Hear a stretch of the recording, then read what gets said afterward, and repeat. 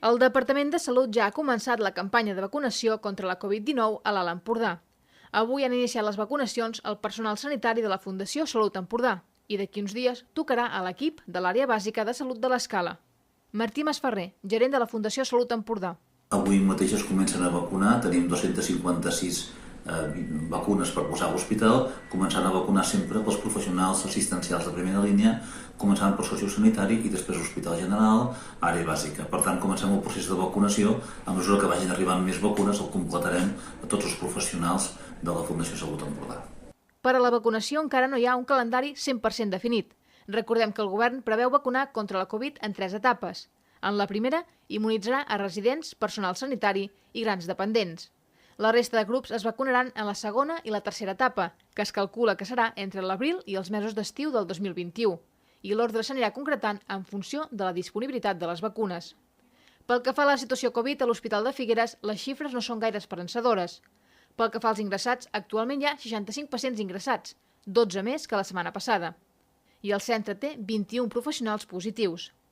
D'acord amb el darrer balanç, des de l'1 de juliol, els centres de la Fundació Salut Empordà han registrat 776 casos positius de coronavirus, s'han donat 499 altes i s'han produït 63 defuncions.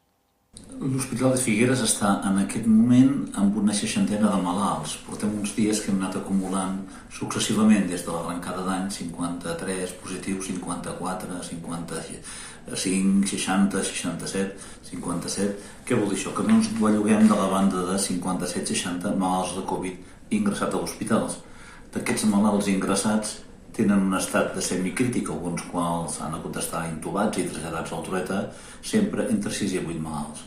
Curiosament, mentre les dades epidemiològiques de Girona baixen, van baixant a poquet, l'hospitalització recull el malalt anteriorment infectat, derivat de les festes, etc., i nota aquesta pujada contínua i sostinguda, sobretot de malalt crític. En la mesura en què puguem aguantar la situació actual, el que hem fet és ampliar les unitats de monitorització. Hem incorporat 3 BIPAPs, 3 respiradors de flux intensiu aquests últims dies, derivats de l'Hospital Josep Trueta.